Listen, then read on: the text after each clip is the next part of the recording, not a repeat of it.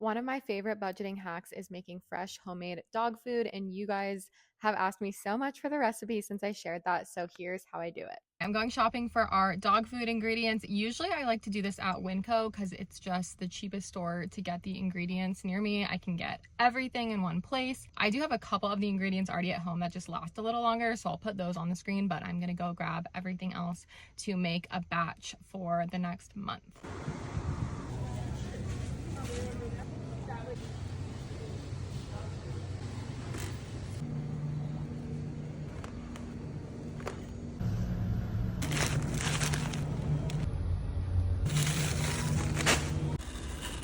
Here's the other ingredients I already had in my pantry because we make this monthly. So I'll write out the full recipe in the video caption. I did get it from a vet approved dog food recipe on YouTube, but I really want to emphasize that we had this fully approved by our dog's vet. So make sure you ask yours beforehand if you want to start doing something like this. So my boyfriend chops the sweet potatoes and carrots while I prep the other ingredients. We make this in a really large instant pot, which makes it so easy, but you could also do it in a large pot on the stove.